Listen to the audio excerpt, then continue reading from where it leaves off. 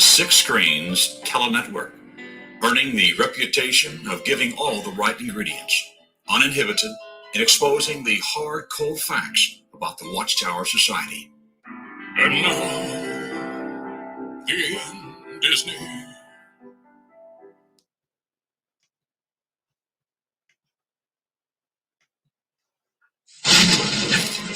Well, hello everyone and welcome in to JW World News. That's the news the Watchtower doesn't want us talking about. We'll talk about it every Saturday night and every other Sunday right here on the Six Screens. Boy, there's a big warning going out to all the Jehovah's Witnesses not to miss the memorial this year. They're saying you could actually die if you don't come to the memorial. And how about those shooting victims at the Kingdom Hall of Hamburg, Germany? They held their funeral for the witnesses. We'll talk about that. And did you know that 70% of Japan's second-generation Jehovah's Witnesses were whipped before the age of, before they became a teenager? Well, we go with those stories and many more. Hello, everyone, and welcome in. My name's Rick Farron. I'm coming to you from the apostate capital of the world.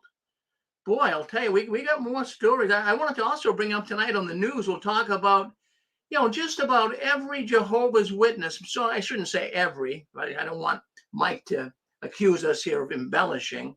But so many Jehovah's Witnesses I know are on antidepressants. So what do you think of that? You probably know some too. And then we're going to be talking tonight too about Bethel monthly allowance. I got some of the newest figures on how much the Bethelites make. Well, you might be interested in hearing about that. But anyways, I'm coming to you from the apostate capital of the world. That's up here in Boston, Massachusetts. And I'm so glad you're coming in. We're getting a lot of new ones coming in every week. And I'm really pleased. It's working. Something that we set out 17 years ago. And because of being persistent, our program is getting traction now. I see in the YouTube comment box earlier on Anne Marie's program, people were coming in from all over the world. And even when we do our calls, when people call in during the program, they call in from all over the world as well. So we want to thank all the people that call in. And if you can muster up the courage, we'd love to have you call in tonight as well. Because that's what makes this program very unique. People, we don't know who's going to call in next, do we? It could be Anthony Morris. It could be anybody. And we never know. So listen in tonight, and we might have some new ones. We've had last week, we had 4 or 5 new people for the very first time speaking up. So if you can speak up, that would be wonderful. So just to reiterate here a little bit and to announce it, now the memorial is not this coming Tuesday. It's April 4th. It's a week from Tuesday. Now, we are going to be live at the Kingdom Hall in Wilmington, Massachusetts. We're going to have a live streaming event of our protest at the Kingdom Hall. You'll be able to see it live on Facebook and YouTube. And we'll have our telephone lines open as well. And we'll be having certain people come in and talk to us and say certain things. We're going to hold a memorial on the memorial. And we're going to talk about, of course, it's Christ's memorial of his death. And we're going to talk also about the memorial of many witnesses, Jehovah's Witnesses who actually have died because of the Watchtower's policies. So we will be talking about them. We'll be mentioning some that have committed suicide, some that have, even I'm going to say that shooting that took place on March 9th in the Kingdom Hall in Hamburg, Germany, I have to say that was really a direct result of Watchtower policy. Now, maybe you might not totally agree with me, but the reason why that man went berserk and shot the witnesses in the Kingdom Hall is he was disfellowshipped a couple of weeks earlier and he came back for revenge. So I'm going to say policy is killing people. And as I mentioned last week, if you're a Bible study for having a study with a Jehovah's Witness, or you're thinking of joining that organization, I'm going to tell you, don't do it. If you join the Jehovah's Witnesses, this is a dangerous organization right now. There's so many bad things, lots of mayhem that is going on in the Watchtower. And if you join that organization, friends, just send me an invitation to your funeral, because basically that's what it's going to amount to. People are dying left and right in there. And when you hear the man coming on tonight, when you hear Fritz Springmeyer come on tonight on the program after the news, I want you to get your popcorn ready. I want you to sit down and just listen to this man. This man is not going to mislead you. All right, so where do we start tonight? I mean, my goodness, we're always looking into the news. I search the internet all week long. I look on the forums. I look on YouTube. People send me stuff. And I thank all those people that send me news articles all week long. This is like United Press International. People send me news clips all the time. I want to thank you guys for doing that. And it gives me all the news I need. I can't even can't even talk about it all that you give me, but I try to pick the stories out that are going to make the biggest difference. But first of all, I just want to say there's a warning. Now, the memorial's coming up, right? It's April 4th, as we just said. Now, that's the premiere. That's the big night. That's the Academy Awards of Jehovah's Witnesses. That's the Super Bowl of Jehovah's Witnesses, right? That's the big night for the Jehovah's Witnesses. They do it every single year. It's on nice in the 14th. Even though this year there's some technical discrepancy, it appears as though they're having it on the 13th, but that's okay. We'll let that one go. We'll talk about that when we get on protest. But the point I'm trying to make here, there is a message that's being given throughout the Jehovah's Witness community that, if you don't come to the memorial this year, you can actually experience a fate worse than death. Yeah, is that scare tactic or what? So if you don't come to the memorial this year, you can experience a fate worse than death. I mean, that's gonna really spook a witness out, really. You're thinking, well, I don't really want to go. Now they're telling you if you don't go, you're a dead duck. You could die. And so I'm thinking, well, what in goodness name? How can they even suggest such a thing? I mean, that is fear mongering at its best, right? So this is basically what they're saying to the witnesses, but it's not new. They've tried this tactic before. This is not it was the first time I really came across it, but if you roll the clocks back all the way to 1972, a lot of people listening to this program probably weren't born in 1972. But I'll tell you, in the March 15th edition of the Watchtower magazine, on page 167, well, there was an article written about this. And it was saying that anyone deliberately is staying away from the memorial celebration, they are to consider this question. And they are linking the Passover, the ancient Passover, when people, of course, according to Watchtower teachings, and I guess it's a true teaching too, you really had to go to the ancient Passover if you were a Jewish person.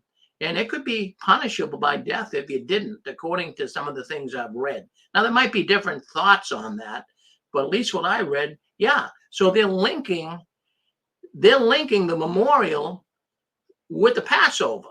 Now I know it comes around the same time. So, but the witnesses, they make, in my estimation, they always made more of a big deal about the Passover than they did the actual memorial that Jesus was instructing them to partake in. But anyways, the point I'm trying to make, so this same message seems to be put out this year. The Jehovah's Witness organization is trying to get as many people to the memorial as possible. They want all of your relatives, your friends. If you're a witness, they want your relatives, your friends, your mother, your father, your cousins, everybody to come. They got to get those numbers up. Of course, it's a big fundraising night too, but they got to get those numbers up. They've been on Zoom. Even last year, they did meet in person, but they had a number of people also on Zoom. But they want people off Zoom. They want to get people to the meeting in person. So that's what they're doing. And we're going to see what happens this time around. So if you're a witness and you heard that message, geez, I'm going to tell you that the Watchtower, they take the liberty. Really, how can you take the liberty to say to someone, now, if you don't come to this meeting, you could have a punishment that's even worse than death. Isn't that something? Geez, I'm glad the Watchtower isn't running this country. Think about it. If the Watchtower was running America, it would be like a spiritual North Korea, right? With beatings, stonings, people would not have any say at all. This is how heinous and evil the Watchtower is. Now, I have been going to the memorial for many years. I'm 74 years old, folks. And I have to tell you, I mean, I was a third generation Jehovah's Witness. My mother kind of brought me into the truth when I was just a little toddler. And so actually, I've been really, I was born in 1948. So, you know, during the 50s, I would go to the meetings. And I can't remember too much about it when you're a little kid. But actually, during the, somebody's on here. You want to mute yourself, sir? Just mute yourself. Hit *6. Hit *6. We can hear you. Yeah, so actually. Can you go ahead and butt in? Can you just wait a minute? Can I go ahead and butt in? I'm Santi from El Paso, Texas. I called you here a while back. Yeah. Well, go ahead. Yeah, you can butt in right now. Yeah, go ahead. So go ahead, Sanji. Yeah, I was an elder for 30 years, and I told you the story before. But you know what? This morning I was in front of my yard, and two young gentlemen came by and gave me the invitation for a memorial. Right? Yeah. Now I'm caring for my 97-year-old dad. He's been an elder for over 50 years, and I'm taking care of him in my home. And I was in the front yard cleaning up, and these two young, I don't know who they were, they just came by, left me the invitation here. Here's an invitation for Christ Memorial. And I said, well, let me introduce myself. They wouldn't even allow that. It was hilarious. Well, they're working as hard as they can to get everybody to the memorial. Yeah. Yes, it's a Holy Week, whatever they want to call it. You know, I've given 4 memorial talks in my time inside the truth. Yeah. 4 memorial talks. And the last one that I gave, I had to give it because the elder that was going to give it had committed adultery. So I was kind of like forced into giving the last memorial talk. And that was before the pandemic, way before. And I said, wow, what's this coming to? So now, this morning, I was out there in the front yard. I was caring for my dad. Matter of fact, my wife went out to do some Bible studies and some return visits. And there's freedom of religion. She can do whatever she wants to.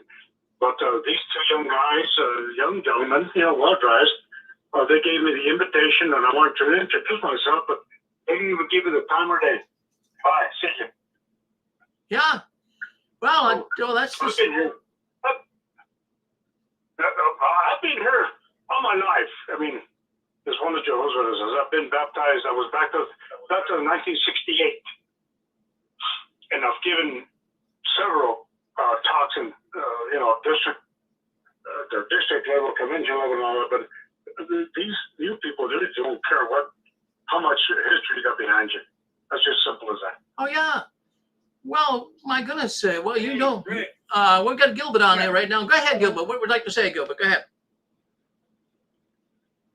This is Albert. How you doing, Rick? Oh, Albert. Okay, go ahead. I'm going, Albert. Go ahead. Yeah, real quick. They're talking about the doing this thing. Come closer to your phone, Albert. You're too far from your phone. All right. Can you hear me now? Yes, that's better. Okay. I was just doing some research on some of the scriptures that the New World Trust did, and you gotta come closer. You're too faint. You gotta come closer. Yeah, I can barely hear him too. Go ahead, Albert. All right. Well, we don't have Albert. We can't hear him. He's too soft. We got to get his volume. Okay. All right. Can you hear me now? Yeah, we can hear you better now. Yep. Okay. Listen, I was doing some research. What I want to say is that, you know, in Luke, what was it? Luke 17. Now I got to look it up again. There's a scripture in Luke where it says the emblem. But in the Bible, New World Translation, it says, pass it to one another. Pass it to one another, which is not true because every other rendering says distribute, share, pass. So they edit or doctor that scripture so they can justify, it's always just a little tweaking of the scriptures. So now, that's why they pass the plate around. It doesn't one to another. It doesn't say that. Not even an interlinear. And they wrote that. So it's just another. They just keep doing stuff like this. It's crazy. Well, good for you, Albert. No, I never realized that. But you're absolutely right. They distribute it. You go in for communion. Everybody gets it. You don't just pass it around. Good work. Good research work, Albert. Good job. I got a real quick question. Why are you bringing a bank robber on the program? Mike, he'll explain it to you when he comes on. Now, see, here you go, trying to make trouble again. Why do you do that? Why do you do that? I mean, you don't know the whole story. Well, no, it's a fact, Rick. The man was. Listen. I'm going to look at Mike. I'm going to ban you tonight because I just don't trust you tonight. He was a bank robber. Yeah, well, that's what it says, but he was set up. He'll tell you, but he's coming on here tonight after this program. So why don't you just wait? Okay. Just wait. Well, yeah, come on, I'm trying to do a program, Mike. Knock it off. I'm gonna.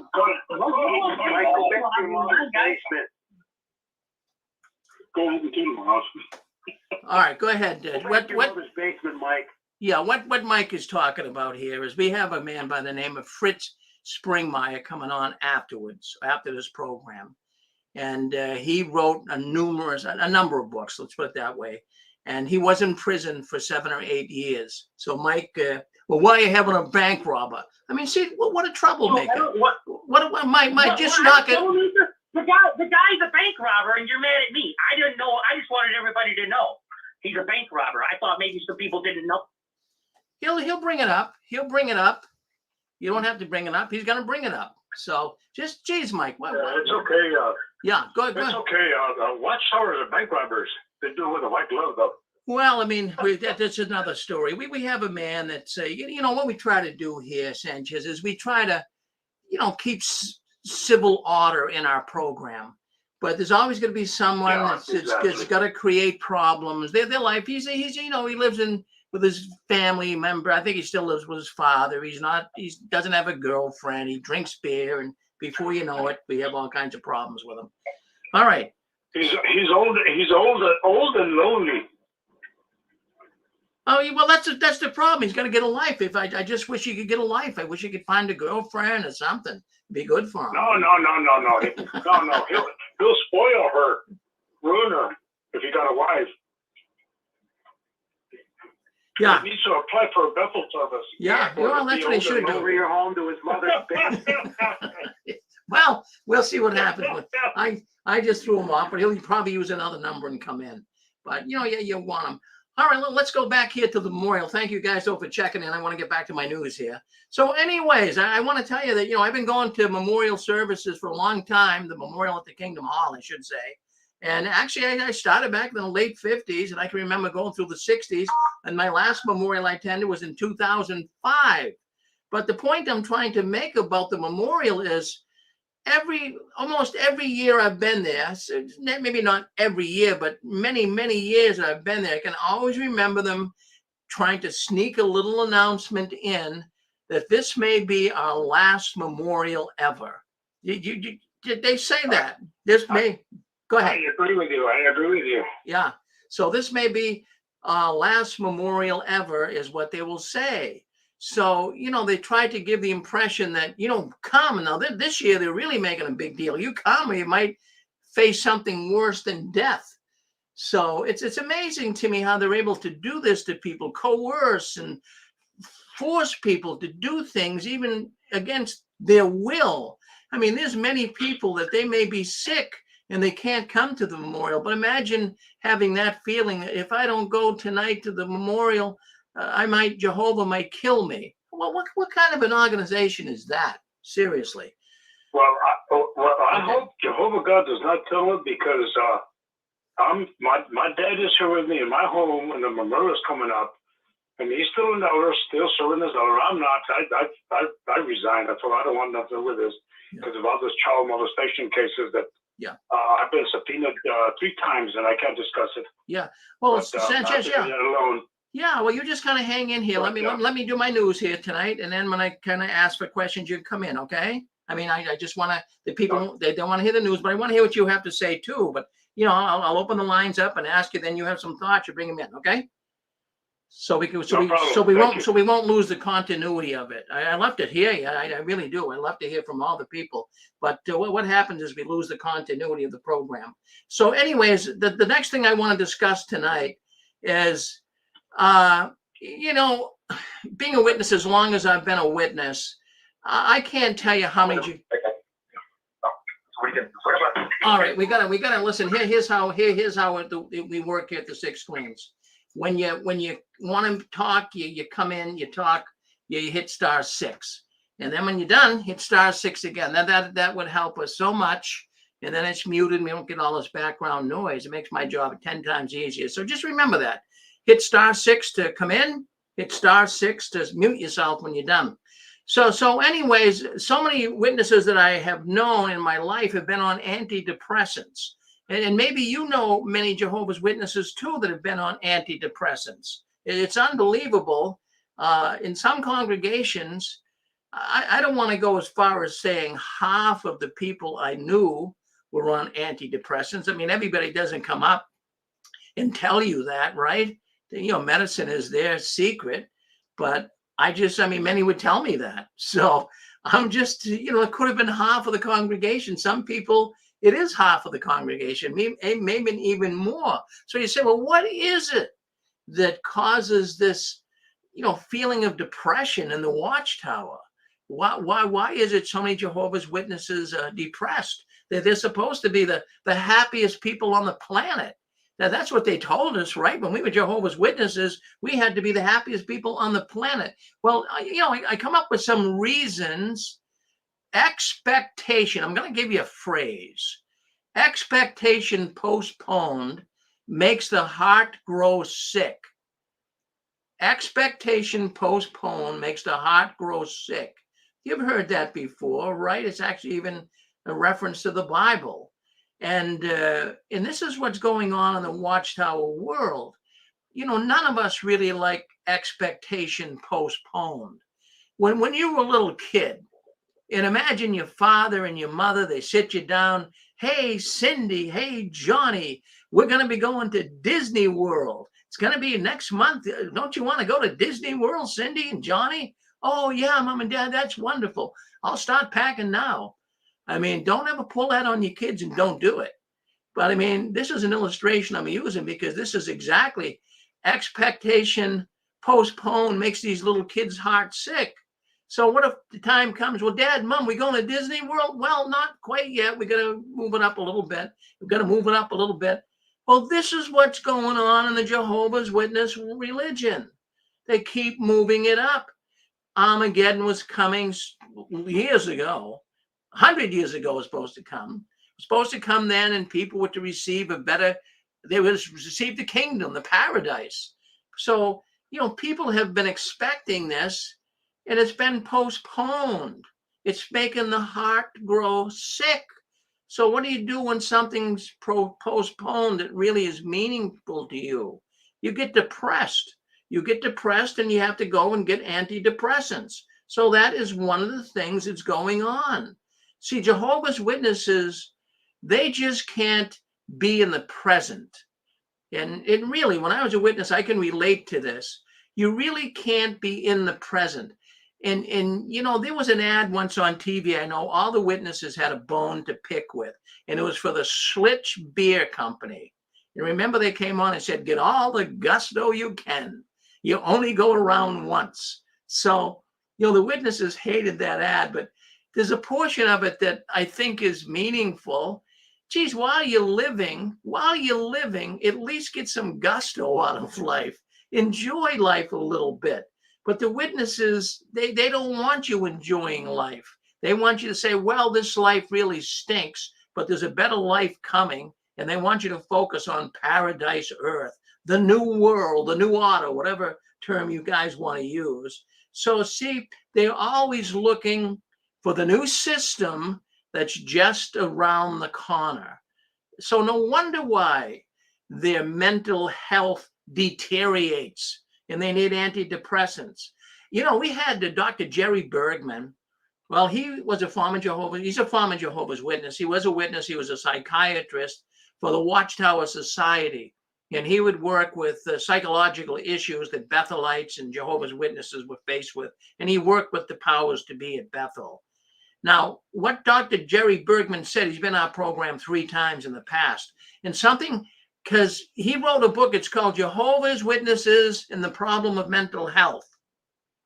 And in the book, I thought it was very, very fascinating. And he claimed in his book that Jehovah's Witnesses have 4 times the rate of mental illness than other religions have. 4 times more than other religions. Not 1, not 2, not 3, 4 times more mental illness.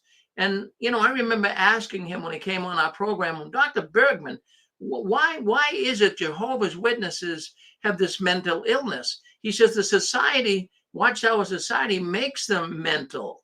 He said, and the reason is, he says, just what I was saying here, that the expectations postponed make you sick. But he said it in a different way. He said, you know, what Jehovah's Witnesses do is they put their life on hold. You know, don't go to school and get you know, you can go to high school, of course, but, you know, don't go beyond high school. Don't get a college education. Don't get a good career. You know, why would you want to do that? The system's going down. Don't get married. Don't have children. And that's exactly what Dr. Bergman said makes the Jehovah's Witnesses mentally ill. Their life is on hold. Can you live a life on hold? I just want you, just stop and think about this. Now, how would you, I mean, in all endeavors of life, whether you're going to get a new job, whether you're going to get married, whether you're going to have children, do you want to keep saying, well, I'm going to do it. I'm going to do it. I'm going to do it. You've got to do it. You jump in the water and get the job done. But when you keep postponing things, well, I will someday, man, that can make people mentally sick. So I always remembered that. And I always realized that that's a true statement. And making, you know, things be put on hold, expectations postponed, can make the heart grow sick. How true that is. I forget what scripture that it was. I knew it today, but I forgot it. Sorry. But anyways, it's a true statement. But it can. How many people are listening to this program tonight? And you really wanted to take your ship, so to speak, out to sea when you were a younger person. You wanted to, you wanted to go, and maybe you wanted to be a jet pilot. Maybe if you're a woman, maybe you really wanted to be a biologist, and you loved to work with plants, or maybe you wanted to be a zookeeper and you had to get some training for that. Whatever it would be, a hotel keeper, whatever it would be. But you were discouraged from doing that. I know even myself, I was discovered. I wanted to be a broadcaster. Well, I landed up being one anyway, so that worked out okay. But not thankful to the Watchtower. I mean, I should thank the Watchtower, because in a way I should thank the Watchtower for our program here, because that's what it's all about, right? But anyways, they never wanted to encourage me. As a matter of fact, when I left high school, when I graduated high school, I wanted to go to broadcasting school. Nobody liked that idea. Nobody liked it at all. A broadcaster, that's not good. That's worldly. That you can't do that. Jehovah's Witnesses don't become broadcasters. There's plenty of Jehovah's Witnesses that are broadcasters, but they try to diminish everything you do. So how can you really live a normal life? How can you really get excited about life when they want to put a damper on everything? I mean, and I'm saying everything. And they want to control you from the cradle to the grave. Nothing.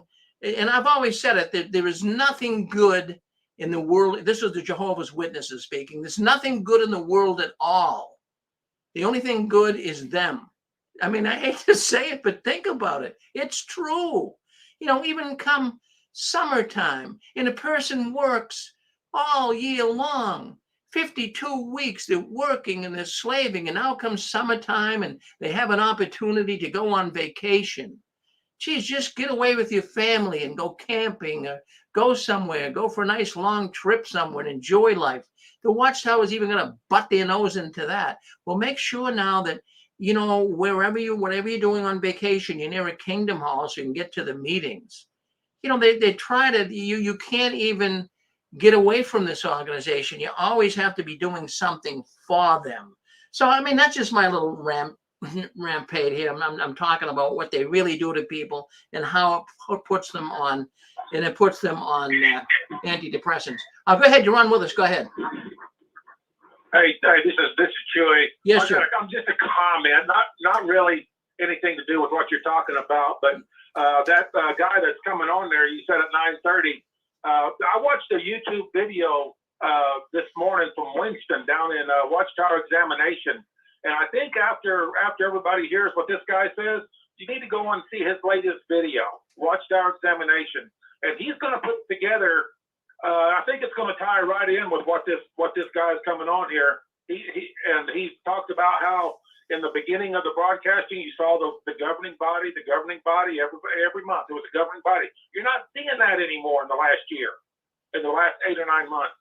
They haven't been on that much. It's been the helpers and it's been the other guys, and he kind of puts it together and he makes a good case for it. Now he's kind of up in the air about what's really going on, but he's just saying there's something going on. He said, look at this. They were there. Now you're not seeing as much of them on the broadcasting. So anyway, that's all I got. Well, Chewy, that's a lot. Now here's the thing I wanted to say too about this man coming on. Now I've been saying on the program here for the last year, and you heard me say it. I mean, you heard me say it. And what I said is, something's really nutty. Look at the governing body people coming on. They look like a bunch of buffoons. They don't.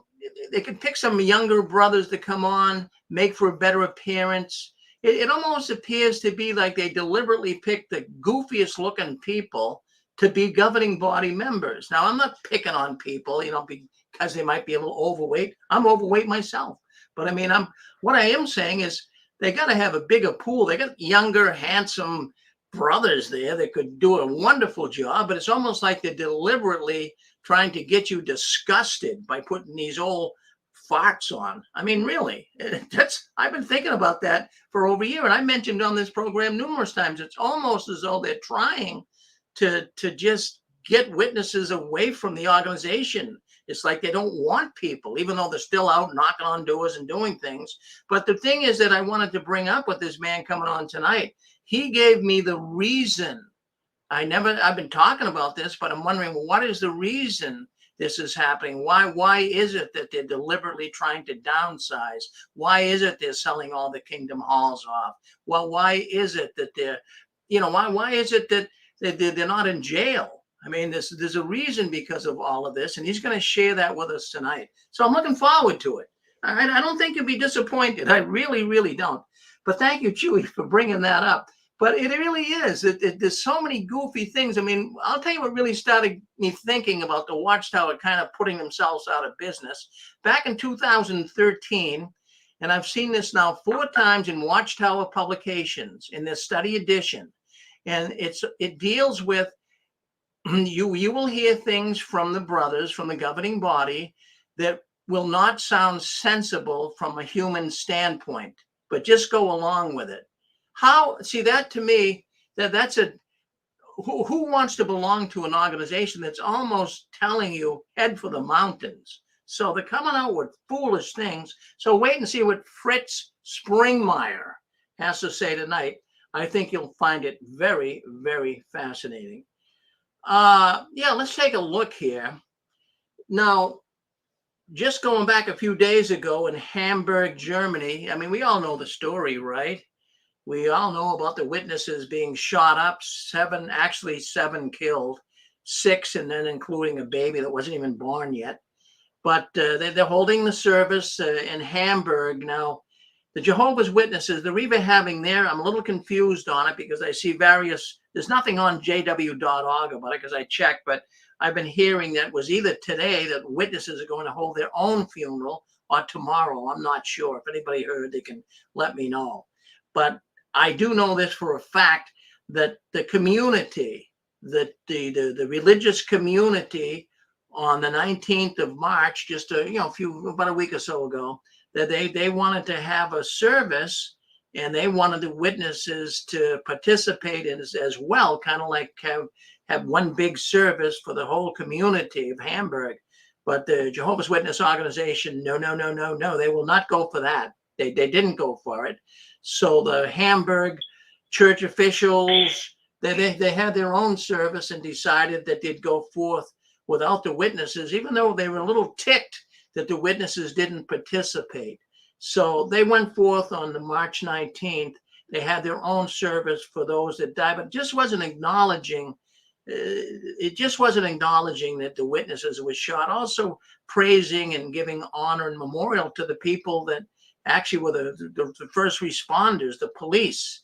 And does someone want to say something? Go ahead, you're on with us.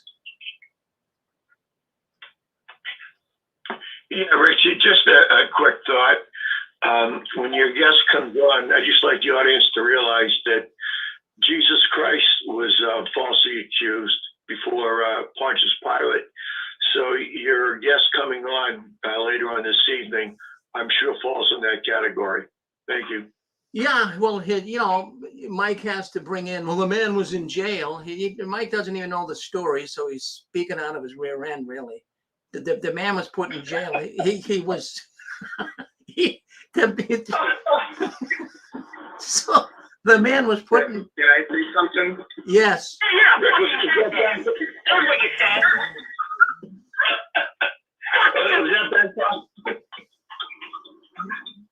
Hello. Can I say something? Yeah, go ahead. Hey, so first of all, their memorial date is completely wrong and false, as we all know that. The actual Passover, the Pesach for this year, we're about to enter a 13th month. That the first month, or Nisan or Abib, Nisan is pagan, so the true month Abib, it actually lands on the pagan month of May.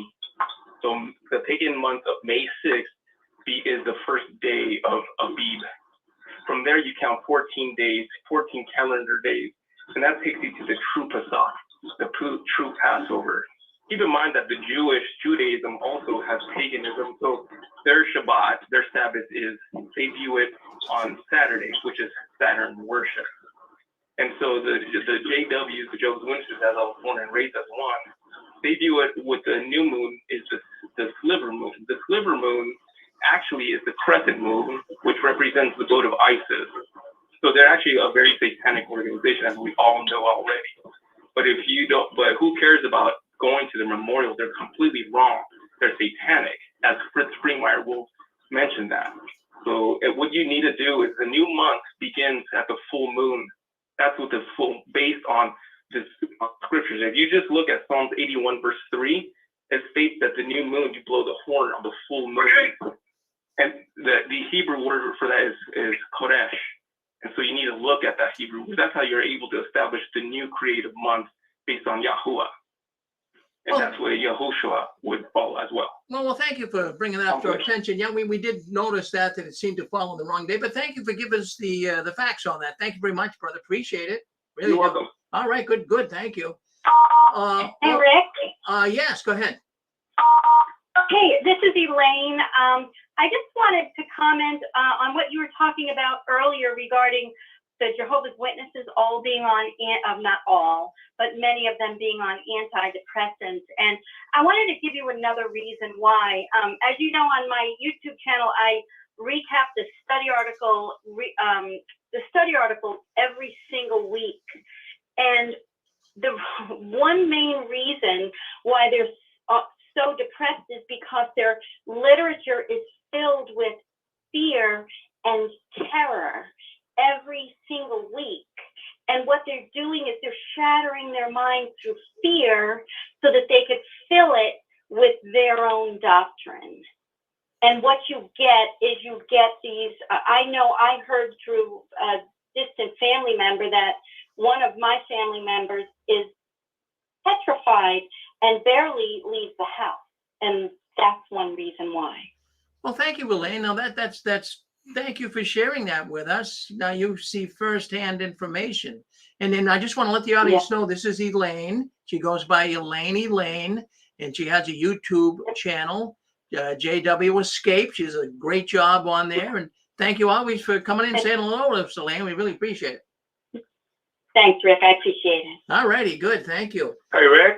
Yes, go ahead. Hey, Rick. Yes. Hey, this is Chewy again. I thought about this comment, and then that's all probably all you're going to hear from me tonight. But I thought about this. You know that thing. You brought it up on that memorial that they're going to do. For the witnesses. It just then they refuse to go to the other. Now that just flies in the face, and it just dawned on me this morning. It just it flies in the face of the Good Samaritan. The Good Samaritan, they had two different religious thinkings. One believed that you had to have a temple, and the other one did. The other one was down. He went over there and said, "Can I help you? Can I help you?" And now we got this thing where the witnesses don't even go. They can't even go to that. Here the worldly or the Lutheran Church and the Catholic Church say, "We feel for you. We feel for you. Can we do something for you?" No, we don't want to have anything to do with it. Just the opposite of what the Good Samaritan parable was about. Well, there you go. There you go. Thank you, Joe. We appreciate you always coming on. But we'll talk a little more about that. That's a good example. Yeah, good illustration with the Samaritan. Okay, did we have? Did Gilbert want to speak up? I think he's on with us. Do you want to say something, Gilbert? Hey, Rick. You mentioned about how they want to get rid of a lot of JDubs, the rank and file, and you and I have talked about this. I've talked about this many times in videos. It's a business model.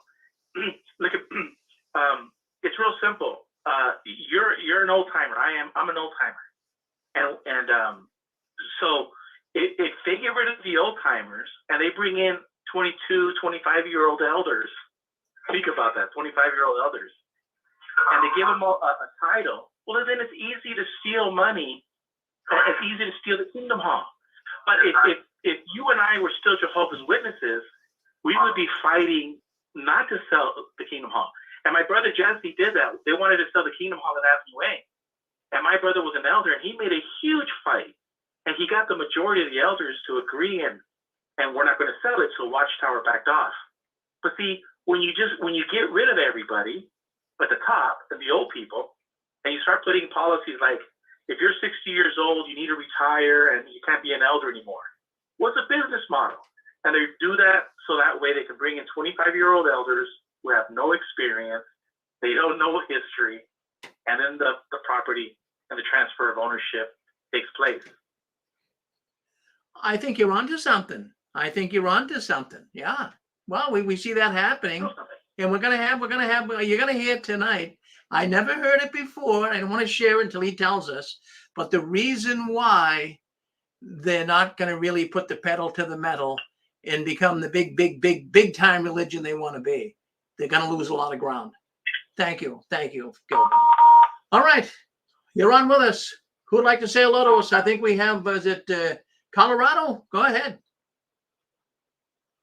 I guess not.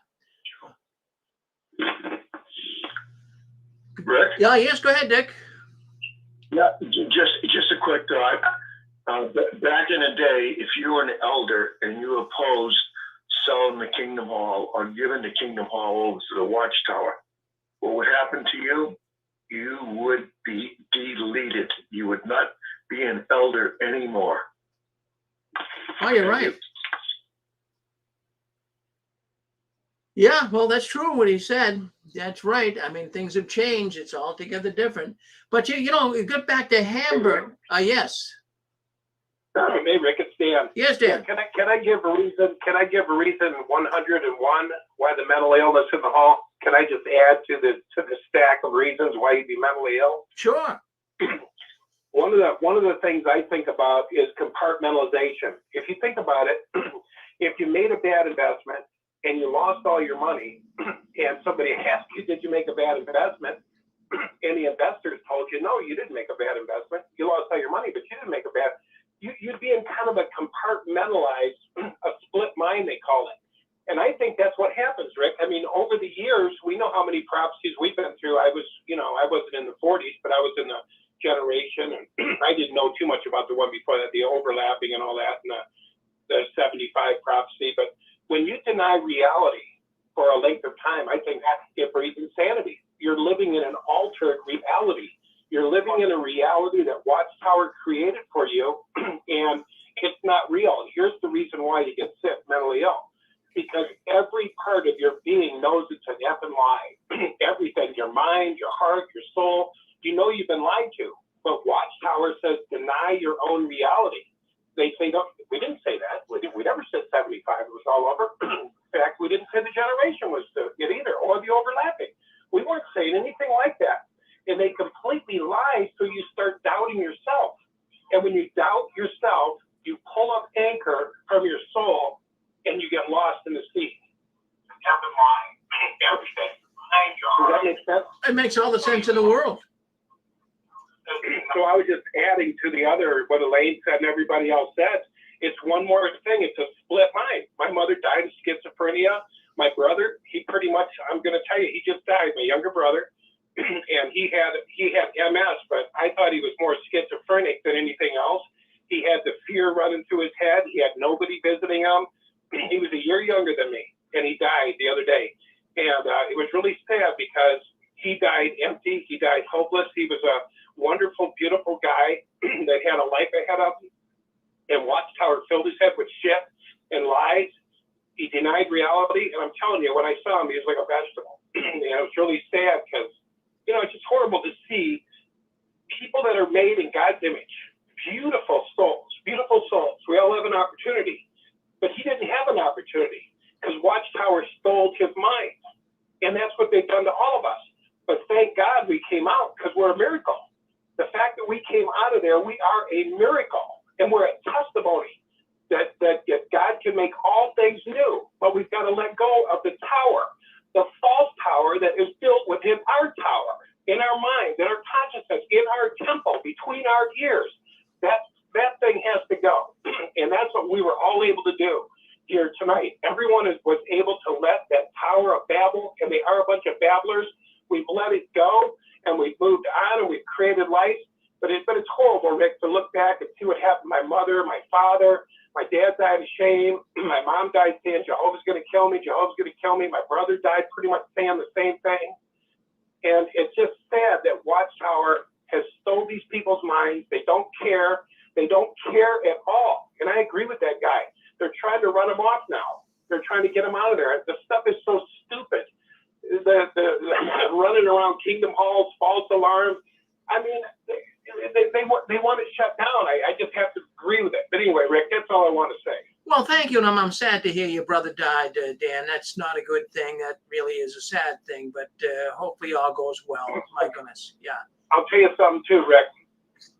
And we all know this. The hospital killed him. I'll just tell you what happened. He went in. I talked to him 2 days before. He said, I'm going to the hospital, Dan. I'm doing my routine checkout. The hospital. All of a sudden, my brother sends me a picture, and he's on a ventilator. And I said, what the hell is he doing on a ventilator? Well, we know what ventilator means. I don't know if they still get the 30 grand for a ventilator. But he went in there, and they said he choked on something in the hospital, on food. They were feeding him. And they said, oh, he's brain dead. And we put him on a ventilator. So I called up there. My oldest brother was there, the elder, the presiding overseer, and my other brother was there. And I said, well, what are they doing? I mean, are they going to take the ventilator off? What if he takes a breath? Well, we're starving them to death. They're starving them to death. There's nothing left up there. Well, did they do a test? No. It's just one of those poor hospitals. I mean, imagine your brother goes in for a routine check. They said he chokes on some food. They paddle him. They give him the paddles to bring his heart back. And then all of a sudden, he's dead just a few days later. I mean, man, I'll tell you, I'm staying away from there, far away from these hospitals. I mean, it's sick. Well, no, that doesn't sound, geez, that sounds not sensible. No. Something's wrong. Jeez. Well, Yeah. so sorry to hear Yeah. it, Dan. But thank you for sharing that with us tonight. Thank you. Yeah, thanks, Rick. Thanks. All righty. Well, there you go. My goodness gracious, you're on JW World News. That's the news the Watchtower doesn't want us talking about, but we talk about it every single Saturday night and every other Sunday right here on the 6 screens. Now, we talked about Hamburg. We'll go back to that. The churches, the local community, they held a service just on March 19th, a week or so ago. And, of course, the Jehovah's Witnesses, they were not going to attend. The church leaders, the Catholic and the Protestant churches, as well as the community itself of Hamburg, they knew the witnesses were not going to come. They thought it was strange. Brother, we're going to bring you in. Did you want to come in? You're going to have to. Did you want to come in 408? 480 rather? Yeah, this was a couple calls back. You were talking about the governing body and how they talk to people. It just seems like they're talking to 2-year-olds or 5-year-olds. The goofy faces and the odd way of speaking that they have, it just seems really creepy to me. Well, it is creepy. I mean, I think it's deliberate. I think they're doing it on purpose. I think they really are. I think they could care less about growing their religion. I think they're trying to push people away. Really, I mean that. I mean, why would you put creeps like that up there? Why would you have them come on and say the things they say? That's not a normal organization. Something's wrong with all of that, you know? All right, well, good. That's good. So we'll get back to our thoughts here about Hamburg, Germany. They had the service. The Catholic, the Protestant churches got together. The community got together. And they had their own funeral on the 19th of March. And I do like here what was said by, in one of the sermons that they gave at the church. The attendees, those attending the community service for the Jehovah's Witnesses and for the responders and all the people that were suffering in the community, they said they urged the attendants that came to the funeral not to give in to too much cynicism. So at first I was wondering what that really meant. I know what cynicism is. It's negative. It's kind of like being cynical, just not positive thoughts. So they were saying in the funeral in Hamburg for the attendees not to give in to cynicism. So what I gather from it as I read further the information coming out of Hamburg through newspapers I was reading, and see the witnesses will not agree with that at all. Well, what the church leaders were saying is the world right now is filled with so much violence, and people came in, a man came in, shot all the Jehovah's Witnesses up in the Kingdom Hall. So they were saying, let's not give in to cynicism, but the witnesses would have an entirely different message. See, they would say how bad the world is. It's not getting any better. It's getting worse, and it's going to be more. They would go on and on and on about this. But the funeral given by the community was telling the people not to get downhearted. This doesn't happen all the time, even though it's happening a lot lately around the world. But they said that don't give up on hope and peace in the world. See, that's offering comfort. There's people in Hamburg, Germany, other than the Jehovah's Witnesses, that really felt the effects of this shooting. Now, not just the Jehovah's Witnesses felt it. I mean, obviously they did. But people around the Kingdom Hall, the community, people that drove by there every day. So they were that's a real Christian sermon. It's not to lose all hope. And, you know, it's possible to find peace in this world too. So that's what a Christian message can be. But that message would not ever be given by the Watchtower. I mean, you know, when we went door to door, we never really started too much on a positive thought. I mean, I know what my pitch was as a Jehovah's Witness. I'd go to the door and, you know, I'd start off, but the first thing I'd try to make a positive comment, but then I would turn it negative right away. For example, knock, knock, knock. Hello, my name's Rick Farron, and boy, I wanted to come here today and talk to you. And boy, you have a beautiful yard. Boy, a green grass and beautiful sidewalk. You'd make a comment like that. Then you would immediately switch to something negative or cynical. You'd say, well, boy, did you hear about that murder the other day down the street? How terrible was that? Don't you agree the world is getting worse? I mean, that's the message of the Watchtower. So, but the Christian message is, don't lose hope. Even though we had this terrible tragedy in our city of Hamburg, it's not that way all the time. We can still find some peace. So let's stand together in this city. Would you ever imagine the witnesses saying that, having a city, Kingdom Hall open for the city to come in and let's all stand together? You'd never hear that. Jehovah's Witnesses don't stand together with their community. They're doing everything to disconnect themselves from the community. Now, there's a pastor. She's a Protestant bishop. Her name is Kirsten Furs. It's a German woman. And, she also acknowledged and paid tribute to the dedication of police officers, rescue workers, and emergency chaplains who responded to the shooting. See, that's even another thing.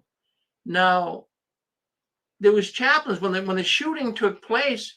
There's chaplains that the churches have chaplains in place to deal with tragedy and difficulty. They'll go out and offer comfort for those that are really hurting in the community. Now, from what I heard from the Jehovah's Witnesses, they really didn't send elders to comfort. They sent the liaison committee. The liaison committee, that's the committee that went to the hospital to make sure the injured people there who were witnesses wouldn't take blood. But just showing you the difference. In the Christian community, they sent chaplains out to deal with the people that were stricken. And wouldn't you be, suppose you were a neighbor of the Kingdom Hall and you hear these gunshots firing and all these people are killed and ambulance and police cars. Wouldn't you kind of be like in trauma yourself? So the real Christian church sends out chaplains to help you. The Watchtower, I don't, at least there's no mention of elders coming out to help anybody. All I can see here is they did mention in a briefing with the Jehovah's Witness Bethel head over in Germany that, they had the liaison committee that was in the hospitals and working with the injured ones. Working with the injured ones, yeah, they were going to encourage the injured ones not to take blood and die. It's amazing that there weren't more deaths because of this. So I just wanted to bring that up to you tonight. I mean, it's a world of difference. Now, the Jehovah's Witnesses, they at least acknowledged, I will give them a little credit, they acknowledged that the community and the churches of Hamburg, they acknowledged that they were going to have this funeral and they kind of supported it to some degree, but they're not going to go there. They stayed away from it. The representatives of Jehovah's Witnesses did not want to engage too much in any dialogue with these other religious communities. They did not want to attend. So, Chewy was just on, he said something that made sense to me. Look at the Samaritan, the person that was helped by another person. He wasn't looking at what religion he was. He was a Jewish man, and you're not supposed to even help a Samaritan, but he was willing to help. So when you stop and think about it, the Catholic Church, the Protestant Church, they can offer way more comfort than the Jehovah's Witness Church could ever offer. So I thought I'd bring that up. And, further articles. I read as many articles as I possibly could. People were sending me articles here for the last 2 weeks all about this shooting. But I did want to make a note of this. Many articles I read, the critics, and there are critics of the Watchtower in these articles. They're not really speaking great things about the Watchtower. They're really not. They're really kind of scratching their head and saying, man, what's with the Watchtower? Why don't they even want to acknowledge what we were doing to help them? So you can see the feelings. I mean, it's like inhuman. The way the Jehovah's Witnesses act at times is like inhuman. You think they could bend the rules once in a while. Geez, you think to make a good PR in Hamburg and throughout the world that they could have got together and said, fine, we can do it. But no, they can't meet in a church. I mean, you'd be disfellowshipped if you met in a church. So, I mean, this is what I'm bringing up here tonight. The only reason why I'm bringing it up because this was really mud in the Watchtower's face. See, that's another thing. I don't really see how they're thinking they're going to get new recruits. I mean, they're not. We know their numbers are going down, but with actions like this again shows me they don't really care about getting new recruits. They're going to grab the money and leave. That's what they're already doing, selling kingdom halls off, trying to get you to give them all your money, your house, your property. So they could care less. The Watchtower could care less about those witnesses that died. They could care less about you. So that's my thoughts. And really, I've read so many articles on this. Now, right, it's either today or tomorrow. I don't know what day it is. Maybe someone out there does know. But there's nothing on jw.org. The witnesses are going to have their own memorial for the deaths of those that were killed at the Kingdom Hall. They were going to have it today or tomorrow. But, you know, they're not really inviting other religious communities, churches to come there. This is strictly for the witnesses. So they want their own space to mourn, basically, is what they're saying. They weren't going to participate in what the churches were doing in the area. They want to do their own thing. And then they have this brother, Michael Sividaris. Sividaris, that's how you pronounce his name. Michael Sividaris. He is with the Northern Germany branch, evidently. He's a high official with the Watchtower. And he was the one that really was dealing with the other churches when they were coming and trying to collaborate things together and have a service with the witnesses involved. But he was the one that more or less said that they don't do that. So the churches were upset. The communications kind of broke down with this Sividaris, Brother Sividaris. But let me tell you about Brother Sividaris. Did you notice him? Did you see him on some of these pictures? There was even a video floating around in Ex-Witness World on YouTube, and it showed Sividaris. He had a $20,000 Rolex watch on. These witness high officials of the Watchtower, they're not poor. They're not paupers. And it showed it explicitly. It was a Rolex watch. So, you know, Yeah. What's up with those pinky rings, too? I don't know anyone that wears pinky rings. Do you? No, I really don't. I think they're kind of goofy to see a pinky ring on a guy like that. But I mean, these are expensive pinky rings, right? They're expensive. I mean, since when does the Watchtower really have to flaunt it? Years ago, they didn't. Geez, they're coming on with Freemasonry rings, pinky rings. They're coming on with expensive cufflinks. I mean, really, what are they trying to do? They're certainly not setting a good example. It really looks as though they're really trying to drive people away from them, to be honest with you. And we're going to be talking about that on our next program coming up. You don't want to miss it. I know I've been promoting it all night, but you don't want to miss the program coming up tonight, right after this. Fritz Springmeier. He's going to tell you some things, man. I'm telling you. If you miss this program tonight, Mike, make sure you watch it on YouTube tomorrow. He's an amazing man. I spent 2 days basically with him, the last couple of days going over stuff. I can't believe the stuff he's going to share with us. All right, so we've got, all right, let's stop right there. Any thoughts at all? I mean, do you want to talk about anything I just mentioned here before we move on? Witnesses not participating in the funeral. Go ahead, you're on with us. Hey, Rick. Go Susan first. Go ahead, Susan. Okay, I checked the funeral. They had it last Sunday. They already had it. They had it last Sunday. The memorial service. Yeah, it was last Sunday. Was it? Okay, then thank you for checking that out for me. I just couldn't find when it was, so it was last Sunday. Someone posted on Reddit it was either today or tomorrow. So I just going by what they said. No. But thank you for sharing that with us. Well, this is what the news article is saying, and I wanted to make one comment about why it was so stupid for the witnesses not to take part in this. Even if they had to have it at a neutral location, like not a church, they could have had representatives stand in the back with literature free to people. They could have passed out invitations to the memorial. I mean, if I was running the branch office in Germany, that's what I would have done. Well, that would be the sensible thing to do. I why is it the witnesses always miss these great PR moments? That would have been a great PR moment to just, okay, let's join in. My goodness, they would have gave a good witness. They would have even got more recruits, but maybe they don't want the new recruits. And the same thing I mentioned it last week, the same thing at 9/11. Here, the Twin Towers were hit in New York, and they're like less than a mile away.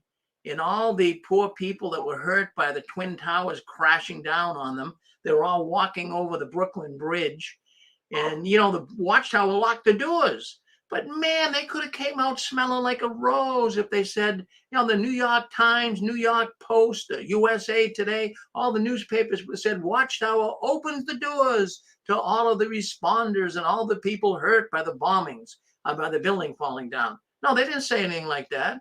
Didn't say anything like that at all. If they could have, they could have been, they could have been talked about even to this day on how generous they were.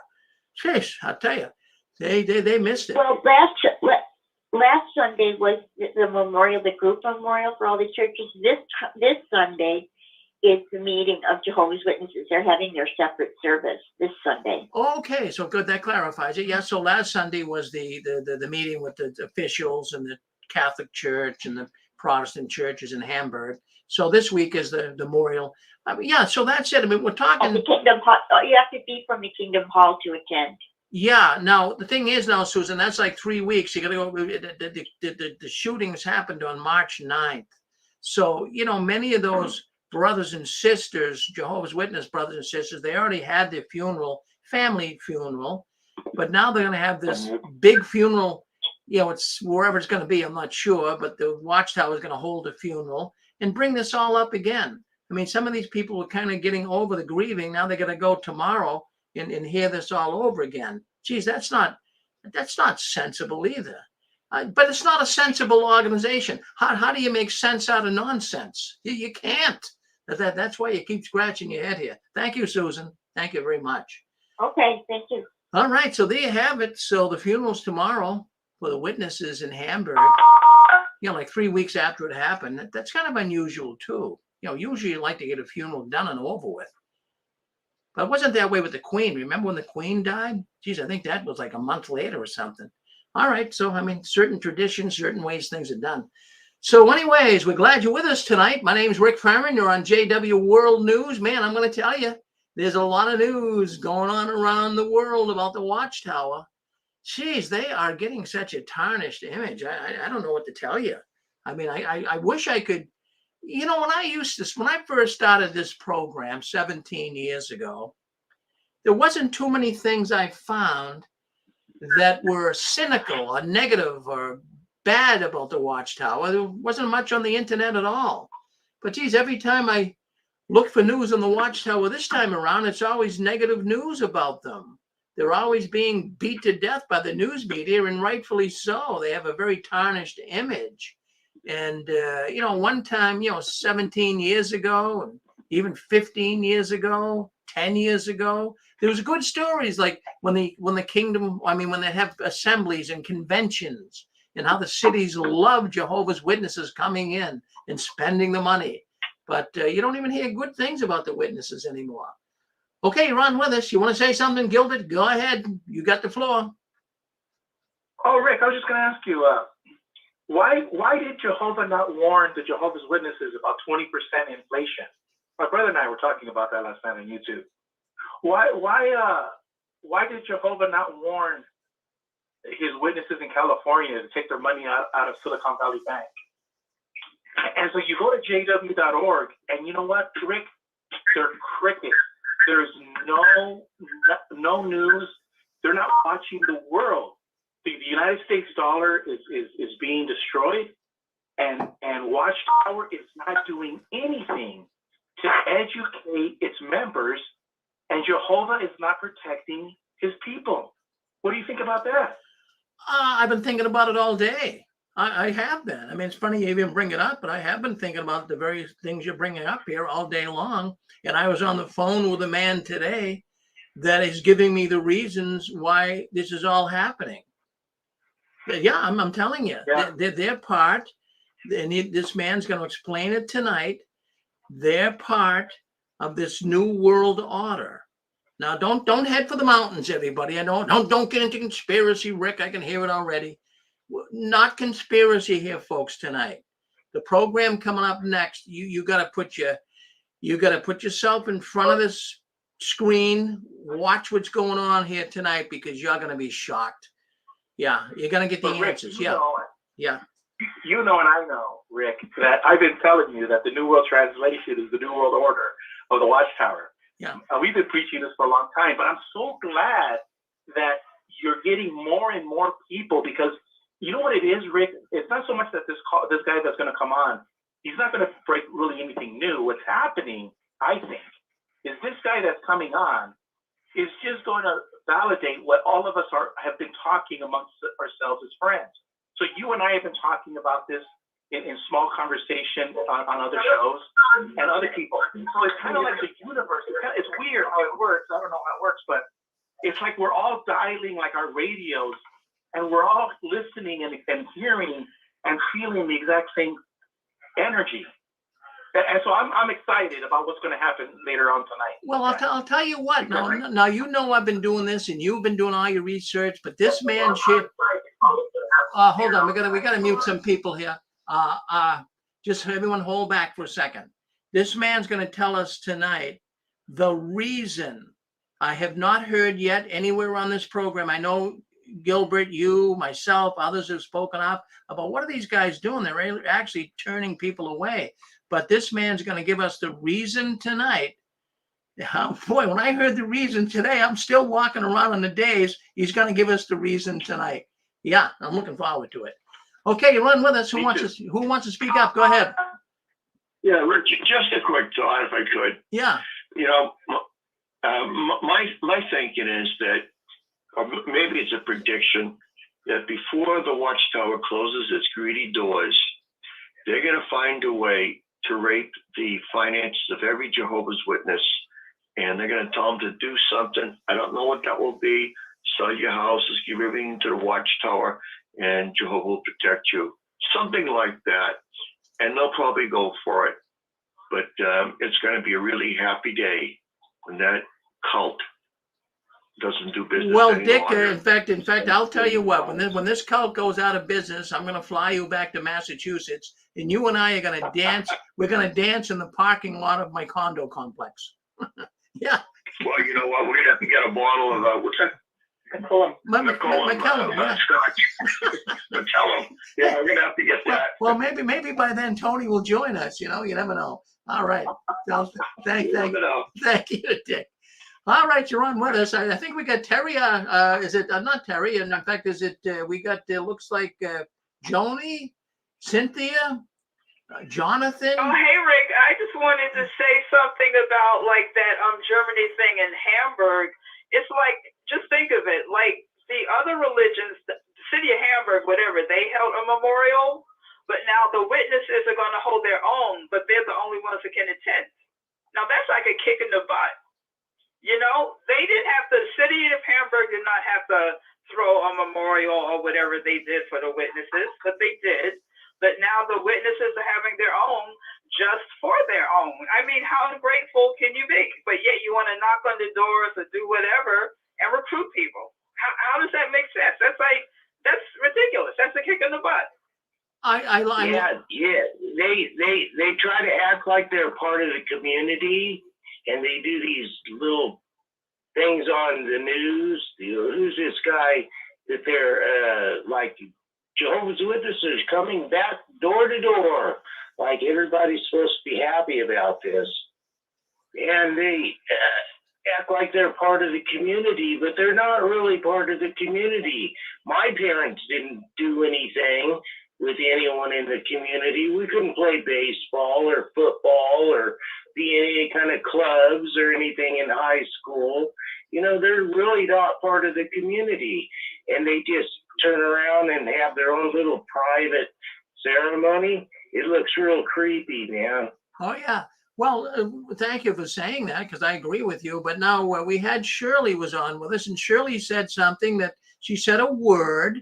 That's a secret word for the night. Shirley, you said the secret word. A duck comes down, and a duck's going to give What you is the secret word? ungrateful. That's the secret. Oh, okay. That's the secret word we had here for tonight, and you happen to nail it. So you get yourself a gift. Oh, cool! Work on my brother and sister now. I got the secret word about 2 or 3 couple weeks ago too. Right. So you got the secret word. So what do I get, Rick? Well, what do you get well, for the I secret want to word? send. I want to send you a. You like Dairy Queen? You like Dunkin' Donuts? Well, actually, I don't, to be honest. Do you like McDonald's? I like their fries. That's about it. Well, Okay, you can send me a certificate for fries. all right. Let's see. McDonald's is hard to get, but if for some reason you don't get it, come on next week and we'll see what else you'd like. I'll have to name the gift certificates.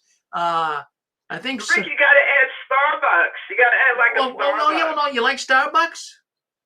I can Yeah. get okay. We'll get you a gift certificate for Starbucks. Now send me now. Don't send me what I'm going to mention something right now, and I want to just make everybody clear and understanding.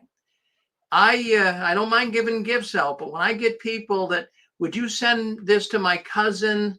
I don't want to give my email. I got to get your email. I don't want to send things to your cousin or your brother or anything because I mean it's just a waste of time and money. At times you never get it.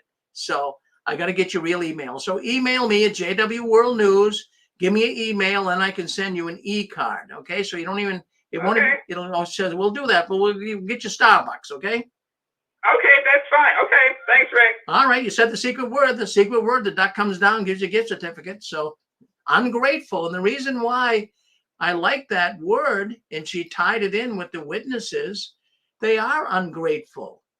I mean, that's a perfect term for the Jehovah's Witnesses. They're ungrateful. They don't appreciate anything anybody does for them other than the Watchtower. They really don't. They are they are unilateral. You say, what does that mean? It means they only have their life in one direction, toward the Watchtower. Okay, you're on with us. You want to speak up? Go ahead if you want to. If not, we're going to move on. Yeah, go ahead. Is it Pixie? Go ahead, Pixie. I think it's thrilling that you've got Fritz Springmeyer on. I'm just jumping up and down, and I've got ice cream, and I got pencil and paper with notes, and I want to say go for the gusto. And my question, for one yes or no question, was Russell a Freemason? And Fritz will know. And I'm excited for you, and I'm going to watch and take notes. It sounds great. Well, Pixie, the other night, Hey, could I make it? Wait a minute. No, wait a minute. Let me talk. I'm the host here. I'm the host of the. I don't mind you coming in, but let me talk, and then you can come in. That's how we have to do it. There's got to be some order. Well, you know, the echoes and trying to watch everything at the same time. Your ears are not working. Oh, I know. No, look, I'm not picking on you. I'm not at all. I'm trying to be careful. I'm like 2 seconds behind you, man. I understand it all. I'm not being mad at anybody. I'm not mad at it. It's just we have so many people calling in. But sometimes I gotta get my thoughts out. And Pixie was talking about it. And I'm gonna let you talk. But as far as Fritz, the other night my phone rang. I got it actually didn't ring, but it was a text message. And I was half asleep. It was like 2 o'clock in the morning, and it was Fritz Springmeyer. You know, I've been wanting to get him on the program for years, and just could never get a hold of him. So he texted me, and he said that he has a friend that comes on the 6 screens, goes by a fictitious name, and he says, "I'm on the 6 screens." He's getting hooked on it. So he. Yeah, that's what happened to me too. Yeah, so he said he says, "You got to call me." So I called him the other day. I thought it might have been a prankster even. I said, "Nah, this is nuts." So I called him, and sure enough, it was him. And he says, "Man," he says, I'm honored to be able to come on the program. He might even land up having his own program on here, you know? Yeah. Oh, that would be off the chain, man. Well, he's quite the guy, I'll tell you. He's a very knowledgeable person, so I'm looking forward to it. And like I said, there's going to be people that, you know, you're going to run the other way. I understand that. Not everybody, but he's got some. He presents his his ways of thinking in a different way. When you hear him talk. He's done his research, though, and that's my yes or no question. Was Russell a Freemason? And I think our new slogan for everybody around the world, everybody that's walked out, our new slogan should be go for the gusto. Well, there you go for the gusto. But I'll tell you, you're going to find out tonight whether he was a Mason or not. I know the answer because we discussed this for the last couple of days. I've been spending a lot of time with him. But you're going to hear some things tonight. I haven't seen any of this, but I think he was Freemason. Well, yeah. Well, you wait till. All that area of the country was all Freemasons. Well, you're right. Government, everything, all that culture right there. Was Freemason. Well, you come on tonight when he comes on. When we open up the lines, you talk to him and see what he thinks. I think you're going to be fascinated. Thank you. All right. Cool. I'm pretty sure I'll agree with him. I think you will. So, anyways, what we got here, boy, I came across something that really rattled my cage. It really did. Japan, we have all these countries that are now coming down on the Watchtower. We have Norway. Oh, they can't stand the witnesses in Norway. They know what they're doing. They're hurting people through shunning. Norway doesn't even want to give them their charity amount every year anymore. The Watchtower is fighting them on that. So Norway, we have Sweden. Sweden's onto the Watchtower game. They know what they're doing. They're hiding child molestation. We have Belgium. Well, Belgium's all upset with the Watchtower. They know that Watchtower is doing things that are not good for humankind. They shun people. They cover up child molestation. And we know Russia, for goodness sakes, don't be a witness in Russia. You go to jail.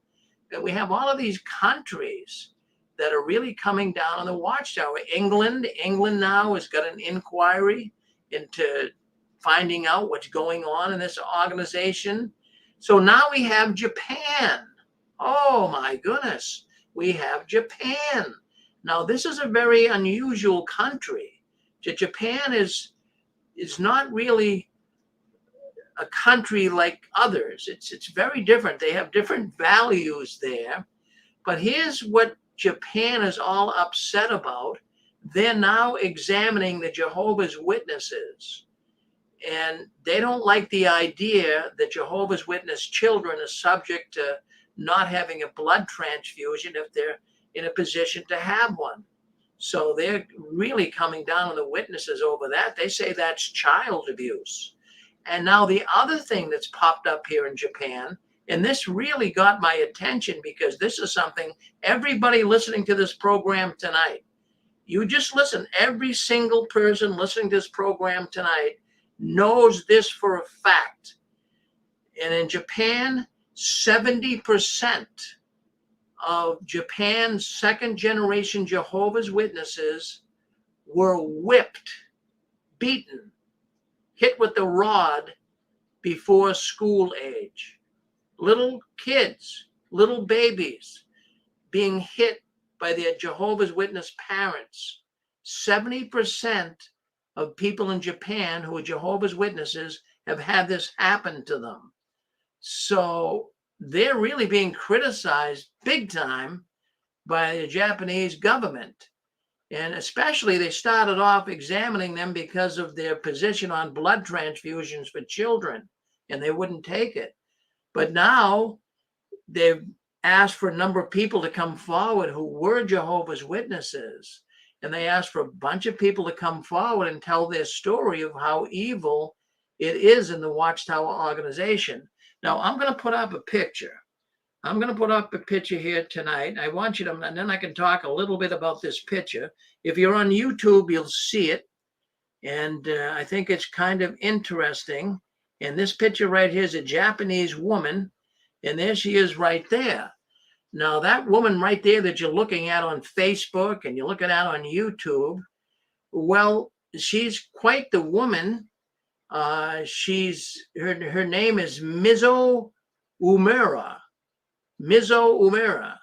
And she's a Japanese senator. She's not a dumbbell, but she bravely professed to the entire Japanese nation in parliament that she grew up as one of Jehovah's Witnesses. That woman right there that you're looking at, she was one of Jehovah's Witnesses, and she's a high official in the Japanese government. She's a senator, and she wanted to let the ministers of justice in Japan know that she was beaten and severely denounced when she was a Jehovah's Witnesses, I guess because she wasn't going to be one anymore.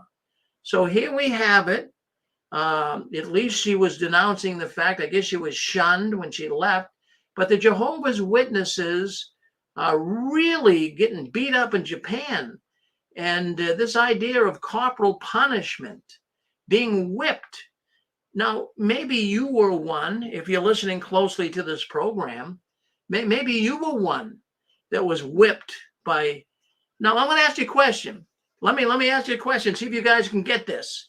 Now, think about it. I'll take this woman's picture down here. Now, in Jehovah's Witness religion, we talk about here in Japan, 70% of the Jehovah's Witnesses grew up, they were whipped. I think the percentage here in America is just the same, probably even higher. But now, who do you think does the most whipping in the Jehovah's Witness family? Is it the mother or the father? I'd like to get your thoughts on it. Just briefly, is it the mother or the father? Hit *6 and tell me. Who is responsible for the most whippings when you're a Jehovah's Witness young person? Did your mother whip you more than your father? What do you think? Hit *6, tell me. Don't be bashful. Hey, Rick, this is Scott from Florida. It was my mother. It was your mother. My mother did most of the whipping, but I think my father had a good reason. He said that he had been beaten by his father, and he just was very reticent to hit us as children because of how his father treated him. And so if he did discipline us, he didn't hit us very hard with a belt, but my mom used a switch, and we got switched. So she did a job. Yeah. Yeah, the mother. Okay, so that's good. Yes, she did, and I actually thank her for it because it really, well, we deserved it. Well, you know, right. But some people are traumatized by it. Traumatized. Yeah, some people are, but we weren't. Well, we had I don't think my mother was like we had a woman on the program last week. She called in for the first time, and she said the reason why she left the Watchtower is her mother was minding her little 4-year-old infant in the back room of a Kingdom Hall. And then the woman who called in said she went back to see her baby and the mother was spanking the little infant really hard. She said, that was it. I gave up on being a witness. So that's interesting you say that. Who else wanted to speak up? We got, 603. Go ahead. Is it who beat you the most, your mother or your father? This is Tom, and it was my mother, and I had a huge amount of my family on my mother's side, especially, that were all witnesses, and it was their mother that beat their kids too. And I think it might have a lot to do with the fact that the fathers were working and the mother was home all the time, but it was usually the mother. Usually the mother. Well, thank you, Tom, for weighing in with us. Who else would like to chime in here? For me, for me, it was my father. He would beat the living daylights out of us. We were in the Spanish congregation in North California, and I still remember to this day being 5 years old, where he beat me so bad, and I was 5 years old. I peed all over my meeting pants, and he took me to the meeting like that. Wow. Oh, that's terrible, brother. That's terrible. That can almost, you have to grow up with that all your life. Have you shaken it loose? Are you able to deal with it okay now? Yeah, I mean, I grew up over it. You know, we often, I don't think it traumatized me, but I do remember for sure. You do remember it, definitely remember it. Well, sad to hear that. Sad to hear it. Okay, who else now? Was it your mother? Was it your father? Go ahead, New York. Rick, I remember growing up. I'm just of the age that back in the day when I was growing up, parents spanked their kids. sometimes little parents got a little carried away. But what I wanted to say is, I remember families in Philadelphia, they had 8 kids. I remember when they came to stay for the assembly, that one that you hated in '69. I remember the mother saying, oh, like I said, the kids got spanked back there. And she said, oh, Thomas got a little heavy. I just put a little mercury comb, that little red stuff back in the day on it, put a little Band-Aid on it. And this was an elder back in the day in the congregation. So, like I said, I am of the age when kids, all religions, got spanked. But, back then, that was a thing. That was just a thing from my age. But now parents don't spank as much as they did when I was growing up. Well, yeah, it was a generational thing. You're right, Shirley. Thank you. Okay. Could I say something? Yeah. I think it's completely unreasonable to try to ask the little kids to act like this for an hour, 2 hours. I remember my Watchtower conductor going over 15, 20 minutes. We're there for 2.5 hours. Right. And yeah, you can't ask little kids to try to act like that in a little structured little room with somebody preaching at you. You gotta be able to get up and get around and move around. And then they put boards over the windows. Yeah. I remember when they did okay, that. we're gonna move on to the next one. So, they did that. all right. Our Kingdom Hall used to have. Okay, we're not gonna get into the weeds here. Okay, we heard enough. Was it your mother or your father that beat you? So his 2 books. Okay, hold on one second. We got some other people. All right, we got other people talking. Okay. No. All right. So was it your mother or your father? We got people talking on. All right. We want to know, was it your mother or your father? Montreal, Canada. Go ahead, Montreal. Hi, it's Annie. Yes, Annie. Hi. Actually, I was hit by my mother before she became a JW. And I think that after that, I was 2 years old, by the way. She hit me so hard that I went flying into the corner, and she was proud of it. And she told me, you never said no to me again. And I was 2. So by the time she joined the JWs, she was Mormon, by the way, at the time. And so obviously it goes on there too. So by the time we came to Canada and she joined JWs, I was much older, but I think she had already, how could I say, scared me enough so that I would not have that problem anymore. And when my children were young, I never, ever hit them. But I do remember a lot of that going on in the Kingdom Hall. A lot of babies and young children being hit and beaten. And I believe Jeffrey Jackson lied about that also under oath at the Australian Royal Commission. But it was a common knowledge that was going on. Children just had to be quiet, and if they didn't, they got a beating. And like the gentleman before said, it's just not natural for a child that young to sit for 2 and 3 hours and not. It's just not normal, and it's just wrong. So that's all I wanted to say. Well, thank you, Annie, for coming in and telling us that. Yeah, in fact, in this survey in Japan, asking these witnesses, of 217 people, 162 young Jehovah's Witnesses says they were beaten before they started school, and they were whipped by their mothers. Yeah, so that's it. Hey, Rick, can I add to your show a little bit? It's Eric. Yeah, go ahead, Eric. Yeah. Well, the question you were asking, who did what for punishment, and for me, it's a complicated answer that I would have to give, because my mother enjoyed washing my mouth out with soap, spanking me and stuff like that. But the evil part of it was she, my dad worked at a stressful job in a cement truck business. delivering cement, and he was the operator, like the guy, like dispatcher, if you will. Had a lot of responsibility, and she knew she was smart enough to know that my old man don't want to hear nothing when he comes home. So if I screwed up, my mother would basically paint a bad story for me, and then my dad beat the heck out of me. And it wasn't, looking back, I'm like, this wasn't love. This was just anger, like frustration and stuff, and it's not normal.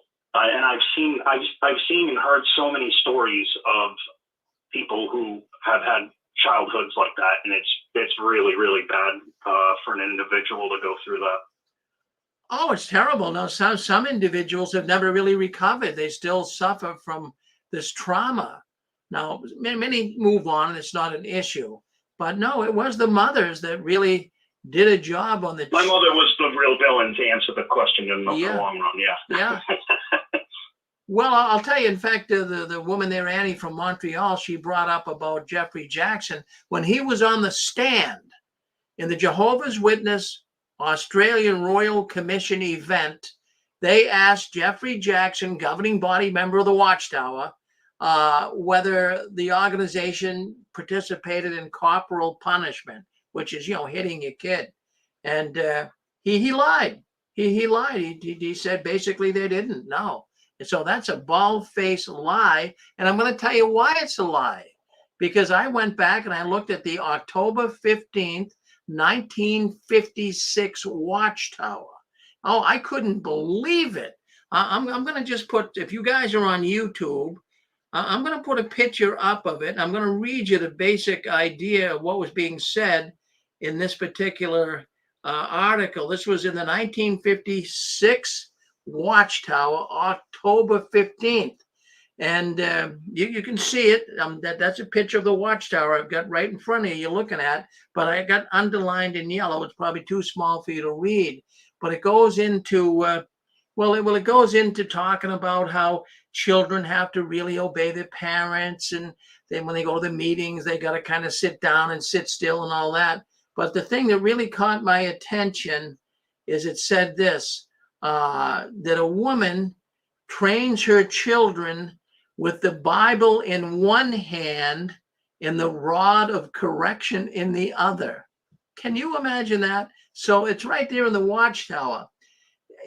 I'll tell you, in fact, it was even brought up, and Shirley brought it up, that, back then, all kids kind of got whacked, even including myself. But, it's one thing, people don't whack their kids today. But I mean, if you're hit with a spoon or a belt or a hairbrush, I mean, that's abuse. You wouldn't get away with that today. Now, back then, I know generations did it, but the Watchtower, see what they were trying to do. Why do you think the mothers would do that to their children? They were trying to beat the truth into their kid. I mean, you're going to learn this whether you want to learn it or not. That's not the way to approach it, but that's exactly the way the witnesses approached it. Terrible when you stop and think about it. Go ahead, you're on with us. Who'd like to say something? I think that a lot of people that they use the organization as a way to control people. They have this authority. Oh, it's Jehovah. It's the Bible.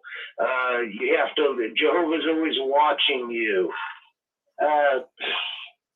My dad had a catcher's mitt for a hand.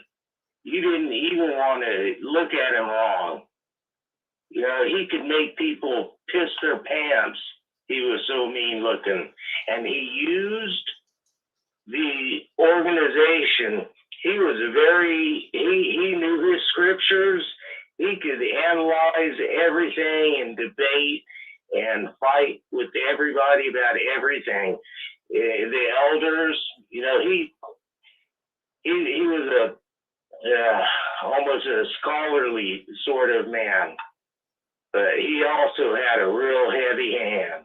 He let you know. He could really take you out, and if it came down to it, if he couldn't take you on intellectually, it always came down to the big hand. Yeah. And he had one. Well, I'll tell you what, that must have been kind of hard to deal with that, but you made it through, and now you're an adult today. I dealt with it, and sometimes I hear some of these people talking on these shows like this, and they seem like they're a little bit of a crybaby to me. You know, I think everyone's a little bit too sensitive about this stuff. You know, we used to have some heavy hands on them. Yeah, but you know, when you think about it, you can't beat your kids. I mean, you can let them know you mean business. You can. Well, sure. You know, there's a scripture in Proverbs about don't hold back the rod. Right. That was the daily text the day I was born, and my dad reminded me of it all the time. Wow. Yeah, about stoning kids. You know, what do you know? There's also those bears that ate those kids for messing with Elisha and all that. That's right. You know, those things are those stories are meant to scare little kids. Well, that's what they do. Hey, listen, we got to bring some more. We got a lot of listen. We got a lot of callers. Oh yeah, you did. I grew up. Listen, that little pink book that Paradise Lost, Paradise Regained. Yeah. Yeah, you know, those stories are fucking scary when you're a little kid. Well, it is that way. All right. Well, thank you for sharing that. Hey, listen, we got ingrained in me. Okay, listen. Like well, I understand. 1 years old. Okay, I understand it. Let's give some people a chance. Okay, you've been speaking up a lot. We've got 520. We got 520 wants to come in. 520. Go ahead. Hi, Mr. Farron. This is Chris. This is my second phone call in. I'm out in Arizona. Another great show. You know, no rods, no beatings, nothing like that. What I'm beginning to understand now as I'm recovering from, I was, ex-elder, that sort of thing. I was raised in the truth. I was born in 1954. And my mom, with the very best of intentions, wanted to raise me in the truth to save my life, obviously. And, you know, the thing was, like, and the fellow that was just on that Paradise book, yes, that's the one that I remember where there was illustrations of, if I recall correctly, of, you know, Armageddon skeletons in these trenches and smoldering. And so I have my mom, the person I love probably most in this world, other than my wife now. My mom has passed away.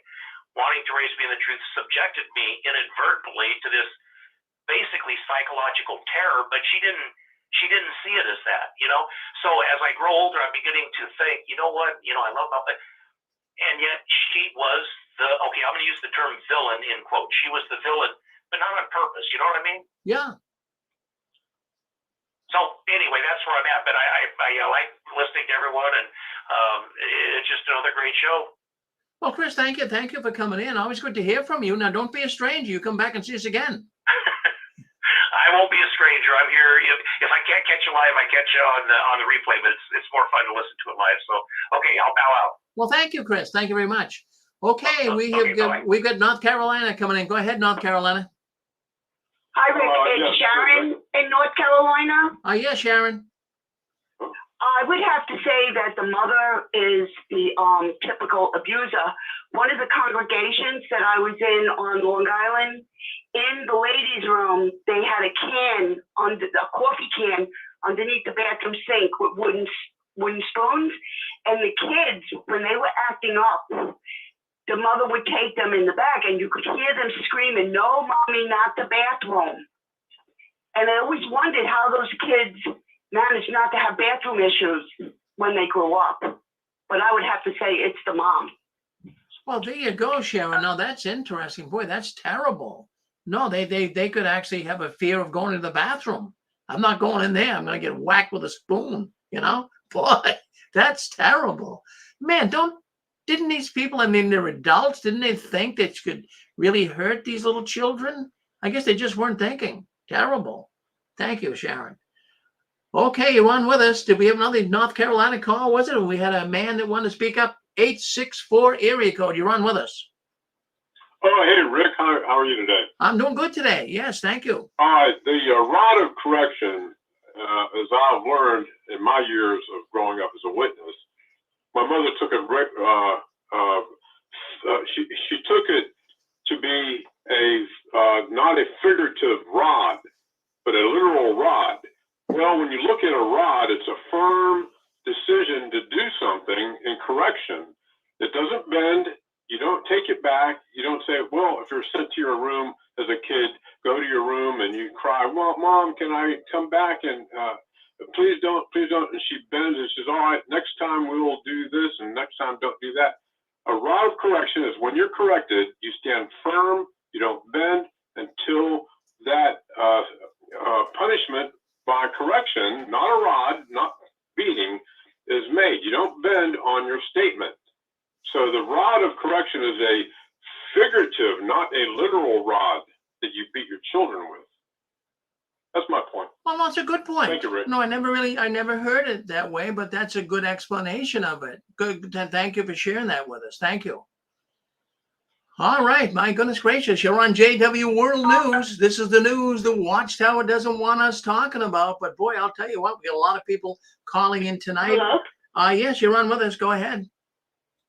Oh, hi. Oh, man, I haven't, calling in a while. I had this lady I was taking care of on Saturday, so I couldn't really listening. Yeah. But I'm off tonight, so. How you doing? I'm doing good. Yeah, it's funny. I'm only 42, and I remember my mother was a big disciplinarian. Not so much my father, but my mother. And she was never a JW. She never became a JW. Now, she used to beat me with a cable wire.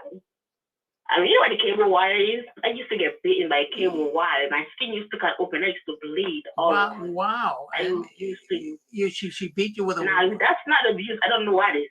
So she beat you with a wire? She was a Jehovah's Witness woman? Cable wire. No, she wasn't. No. She wasn't. She never became. But she used to beat us with a cable wire. I mean, were you a bad child? Not necessarily. I mean, we did things that we deserve to be disciplined, but not beat with a wire. wire. No, I agree. I agree with you. I mean, I don't think a person should be beat with a wire. So your mother was the... Yeah, me either. Until to this day, I will ask her, I'm like, Mom, did you think you needed a cable wire? I mean, we needed to get whacked at some time. Of course, we needed to be disciplined and everything, And, we needed, but not the cable wire. Well, you're giving me goosebumps just thinking about it, getting hit with a wire. That hurts. Jeez, especially, that's terrible. Well, I'm glad you... I used to bleed. I mean, my skin used to cut open. I used to bleed. I mean, I know my sister to this day, she got she still has that scar on her arm. Oh, that's terrible. That's terrible. My goodness, you couldn't do that today. That you couldn't. That's too far. No. That's not right. Now, I'm not saying you should not discipline your children. The children need discipline. Yeah. But the cable wire, no. Oh my goodness. Washing you don't need that. No, that's terrible. Well, thank you for sharing that story. I'm glad that you're a happy-go-lucky girl today. It's amazing you're not in some rubber room somewhere bouncing off a wall, No. Boy, oh boy, that's terrible. Well, thank you for sharing your story. Thank you, Kim. Thank you. Well, thank you for giving me the chance. Okay. All right, it looks like we have another woman, I believe, coming in. We got 520 area code. Go ahead, 520. You're on with us. You're on with us, 520. You're unmuted. Say hello. Can you hear me? Yes, we can. Yes, I remember getting beat, and my brother's getting beat with extension cords. And what it does is break down the child to get them to do what you want them to do. And then they go to school and they have to stand up out in the hallways and get picked on by kids. And it's not a good thing, because what it does is it breaks down a child's self-esteem. And the only time they feel comfortable is when they're in the hall around people, but they can't say nothing. So all these things doesn't help a child grow mentally. It doesn't help them grow spiritually at all, especially if they start questioning. Now it's kind of kid that question my mom on everything. And when she started beating me, when I got older, I said, it doesn't work anymore. And the thing about it is that, I'm 60, almost 70 years old. I asked a lot of people, Has your parents ever done that to you? From here to California to Canada, Texas? They said yes. It's a cultural thing and it's wrong because it doesn't help a child develop or developmentally. What it does is it breaks them down and keeps them where they want to keep them. It's like putting their foot on somebody's neck. That's all I got to say. Well, no, that's a good, well, that's a good analogy, but no, so she was a Jehovah's Witness mother, was she? Yes, she was. And she was. And the thing about it is that I love my mother, and I told my father about that. And then they taught us not to fight in school. You got kids picking on you. Back then, it's not like today where kids carry guns. So I started fighting in school and, getting these kids off my back. And the elder took me down when I went to the bathroom and took me in the room and told me, "You're a Jehovah's Witness. You're not supposed to fight." And he started counseling me. I said, "You're not my father. My dad told me to fight. You're not my dad." But it's too much control over people's families, regardless of what. No one should control no one's families, no one's kids. But that point, you're not my dad. But it's too much control over. We got someone coming. I'm sorry. Go ahead. We just had a caller coming in listening to YouTube. Well, thank you for sharing that with us. Thank you very much. You're welcome. Bye now. No, I think you knew, right? You knew coming in here. Hey. Hold on. Hey, listen. Not Stop. taking up for yourself. My dad went to prison in the 60s for not going to Vietnam. And when you really look up the actual literature and the stance they took things at that time, you can defend yourself, but as far as going to. Okay, listen, we got to give other people another chance here. We can't. We got so many people want to speak up tonight. We can't have people keep coming in like this. Okay, so let it go. Who wants to speak up right now? You're on with us. We have people who want to speak up for the first time, and then, we can't have the same callers always come in. We got so many new ones that want to speak up and talk. So, let's give them all a chance. Let's give them all a chance. It's hard calling into a program like this. So thank you though for, we enjoy listening to people, but I mean, if you want your own show, write me and we'll give you your own show where you can talk about whatever you want. But, there's other people too that want to speak up and talk. So anyways, we're going to move forward here. We did talk about Germany. We talked about what goes on in the Watchtower, how unloving, ungrateful was the secret word for the night. We have a secret word every night. And Shirley out of New York, she hit the ungrateful term. So that was good. So the other thoughts we want to discuss here before we do leave tonight, we got a great program coming up in just a short while. So we got Fritz Springmeier coming on. He wrote the book all about the Illuminati and the bloodlines of the Illuminati. And he's going to talk about that tonight. So that's going to be a wonderful program. So we're looking forward to that. But anyways, let's move forward here. I just wanted to mention that this came across my desk here in the last couple of weeks. People have been sending me, Rick, does the Watchtower understand there's a lot of PIMOs out there? They want me to answer that question. Does the Watchtower understand there's a lot of PIMOs in the congregations? Now, what is a PIMO, just for the sake of those listening in? A PIMO is a Jehovah's Witness that is physically in other words, they go to the meetings, but they're mentally out. So they are what they call PIMOs. And do they recognize them? Well, they haven't up until just recently. And the reason why they're now recognizing there are PIMOs is I go over the Watchtower lessons for the week. And in the Watchtower lessons, study lessons, they're referring to people in the congregation that you can't trust. People that, they're not good witnesses. They're there, but you really can't put much trust in them. These would be the PIMOs, the Watchtower, the governing body. They're starting to realize that there are PIMOs in the organization, but they haven't always done that. The organization, they always knew there was some doubting people, but right now the organization is dealing with millions of people that are doubting the Watchtower. And they don't recognize them or call them PIMOs, but they know there's so many people that don't believe this anymore. So I thought that I want to share that with you because that's a question that comes into the 6 screens from time to time. And yeah, the Watchtower knows that there's so many people, but I don't think they really care. Sometimes they use the term, these people are living a double life, and they use that term quite a bit. Okay, one other thought I wanted to bring up here tonight, Bethel monthly allowance. You know, back in the 60s, when you thought about a Bethelite, you thought about a poor person, and they're still poor, friends. They're not getting a lot of money from the Watchtower. But back in the 1960s, Bethelites were making $14 a month. I mean, back then you could live, I guess, for $14 a month. You got a room, you got heat, you got electricity, you got a TV.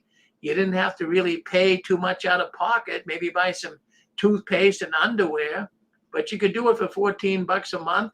But as the world went on, things got more expensive with inflation, right? And even like as of right now, for example. But in 2019, a Bethelite was getting $158 a month. I mean, that's still not a lot. I mean, you can't go too far, but when you think about it, you have no other expenses, $158 a month, when you don't have to pay basically any other bills, that can kind of be okay. As a matter of fact, just in the last year, I do have the figures of 170. The Bethelites are now up to $170 a month. But, even when you think about it, with inflation and what have you, but of course they have no expenses. So, I mean, it's not that bad, but they do have to pay for public transportation. And one of the problems is when they move to Warwick, if you just stop and think about it, there's no transportation up there per se, very little. It's in a rural area. But when the Bethelites were in Brooklyn, they made out so much better. You didn't have to have a car. Some Bethelites do have a car. But some Bethelites come from pretty wealthy families. But if you're a Bethelite and you come from a poor family and your parents can't send you money, then you're really scrounging along. But what we find is many Bethelites have rich parents, and the rich parents give them money to buy a car, pay their insurance, pay their phone, all of that. So you got 2 different Bethelites. You got rich Bethelites, you got poor Bethelites. But the poor Bethelites, I mean, they really have it rough. And as a matter of fact, one person was giving me information concerning his trek as a Bethelite and what it's like when you have no car and no money and your parents don't have money. So they give you your $170 a month. But then, if you have to go out to the Kingdom Hall and you have no car, you got to get a ride from somebody else. So you kind of have to chip in a little bit. So they have to travel quite a distance, some of the Bethelites in Warwick, to go to a Kingdom Hall. And then, it's really a terrible life because after the meeting at the Kingdom Hall on Sunday, for example, the person that drove you there, they want to go out and service. You don't. Then after service, they want to go over to their friend's house and you want to get back to go to bed. You're tired. But, it just makes, what a terrible life. What a terrible life being a Bethelite. I can't believe what it would be like. It's going to be wicked. But I have to tell you something. There's people who leave Bethel. In fact, one man wrote me and gave me some information here concerning what it was like when he left. He left after 5 years, and everything he owned, he could put in the trunk of his car. He had $300 to his name. And that was just enough money to get him 1,000 miles to where his parents lived and stay with them and find a job. So, it's not a good life at all. Go ahead. We got some more callers coming in. Go ahead. You're on with us. We got 513. Go ahead. Yeah, I'd love to tell you why I can't stand PIMOs very briefly. A friend of mine, Steve, he is actually married to Raymond Franz's niece. That's a fact. And he just recently got a call from someone from Florida after all the hurricanes. This guy was a PIMO for years. I did shepherding calls on 30 years ago. And he suddenly moved to Florida, retired, and he's calling up saying, "You need to get back to the hall, buddy, right now." hilarious. This is why I don't respect PIMOs. Well, thank you. It's yeah, that's not the first time I heard of it. There's others too that don't, but you understand why some do have to be a PIMO. Yeah.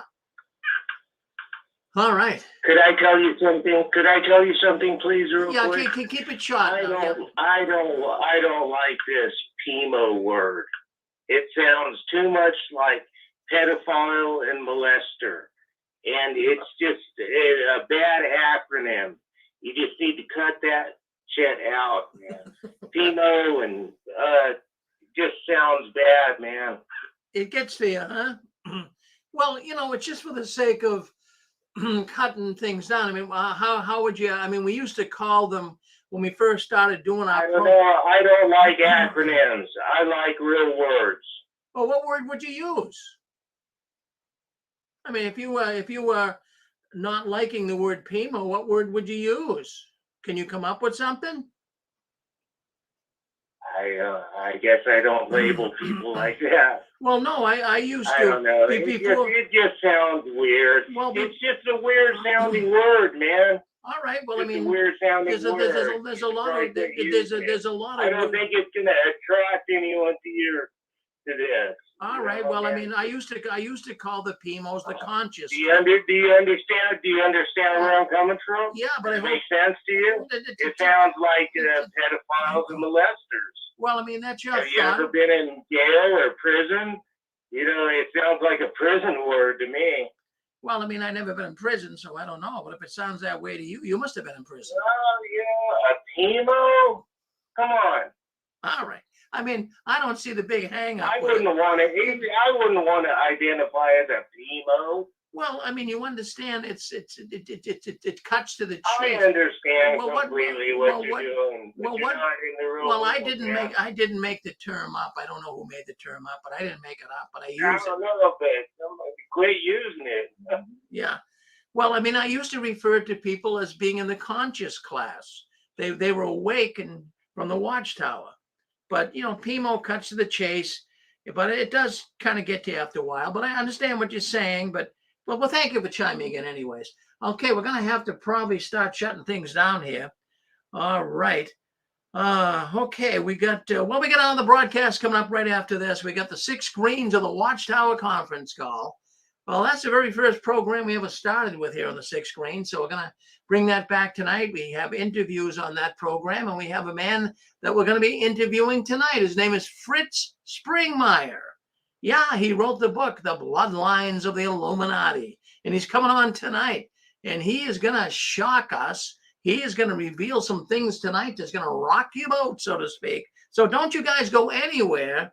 If you can listen to him tonight, you're going to learn something. Now, don't head for the mountains.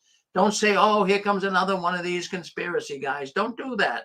This guy's got some things to share with you that is just you're going to stop and think about it. So anyways, he's coming up next. But I just wanted to say we do have a 6 screen Sunday tomorrow. Now, you want to come in tomorrow. We don't talk about scriptural biblical passages here on Saturday night. We don't get into the scriptures that much. From time to time we have to. But on Sunday is where we get into theological teachings. And there's so many people that are leaving the Watchtower right now. And they wonder, well, what do other ex-Jehovah's Witnesses do for spirituality when they leave the Watchtower? Well, friends, I got news for you. They run a full gamut. Some ex-Jehovah's Witnesses become Catholics. Some become Christians. Some become Muslims even. Some even become Mormons. They jump out of one fire into another. But listen, why can't you come in tomorrow? 6 screen Sunday. Be beginning tomorrow at 1:00 p.m. Eastern Standard Time. We have a program, the Knowing God program. We have 2 great Christian apologists, Jody and Scott. They come on. Now, tomorrow, they're going to be talking about something maybe you have always thought about. There's many skeptics, and they accuse the Bible and Christianity of being sexist. Yeah, as a matter of fact, many people feel that. They're going to show you tomorrow the Bible is not sexist. And that's on the Knowing God program, beginning at 1 o'clock tomorrow, right here on the 6 screens. And then at 2 o'clock, we have ex-Jehovah's Witnesses share their spiritual journey after leaving the Watchtower. Well, we have a man coming on tomorrow. His name is Eric. You've heard him on our program. He's going to be telling his story about how the Watchtower treated him and his wife. Terrible treatment they gave him, and what he's doing today, how he's trying to connect with spirituality. He's going to talk on Anne-Marie's program tomorrow at 2 o'clock. 3 o'clock, we do our JW World News Sunday edition. And then at 4 o'clock, we have the Christian Court. Oh my goodness, what a great program that is. It's a crossover program. You know, many things in the world of Christianity, there's a lot of peculiarities that even Christians kind of have different feelings on. Can a Christian drink alcohol, for example? That's going to be brought up tomorrow. Some Christian denominations like the Baptist, the Methodist, and even the Salvation Army, they don't believe in drinking. But can a Christian drink alcohol? That'll be discussed tomorrow, along with a lot of other non-salvation points on the Christian Court. That's tomorrow at 4. And then if you have Bible questions, we have got a man by the name of JEHOVAH'S. He at one time was associated with the writing department of the Watchtower. He's coming on tomorrow at 4. He's going to answer your Bible questions. So join us tomorrow for 6 Screen Sunday. Excellent. So we can do that. Now, let's see what else we got here. I'll look at, people, I bring this up every week. I don't want to be too redundant about it. But, I enjoy doing this program. I don't like in any way ever asking for money, and I don't ask for money. I don't want you to send any money here. Please, don't send money here. People still send money to the 6 Screens, and I'm glad you like what we do here, but I feel very funny taking money. I want you out of this for free. I got out of the Watchtower for free. Nobody charged me anything, so don't send any money here. I don't mind doing this on my own dime. So how could you really help me at the 6 Screens? What you could do for me is, why don't you spread the news? Why don't you share these videos? Why don't you subscribe to our channel? Why don't you get on Reddit and JWN and talk about you listening into the program and how the 6 Screens has helped you? Spread the news out there. Don't be bashful. That means more to me than you sending me $1,000.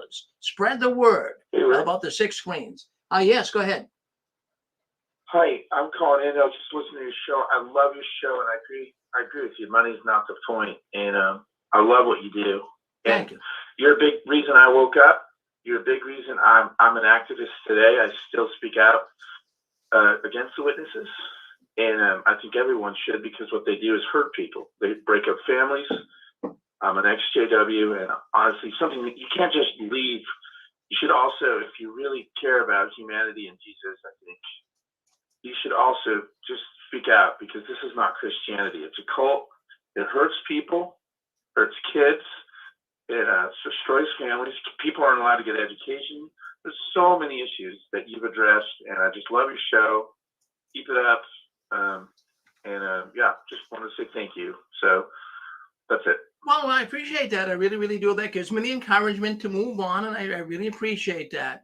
So anyways, we have got another program coming up here next, and it's called 6 Screens of the Watchtower Conference Call. We have a very special guest coming in tonight. I've been bragging about him all night long. He's a good man. You know the name, Fritz Springmeyer. He's going to be on with us next. I'm really looking forward to it. Well, friends, I want to tell you something. I really appreciate you all coming in tonight. I appreciate you all speaking up and talking to us. And, I really enjoy what you all have to say. I want you to keep standing tall. I don't want you to ever give in, up, or out. I don't want you to let your visions die. In the last one, leaving the Watchtower, please turn off the new light. We're going to our new program up next with Fritz Springmeyer on it. And I know you're going to like it, so don't head for the mountains. Stay with us, and we'll be right back. Just give us about 2 minutes to switch things around to another studio. This broadcast is ending right here.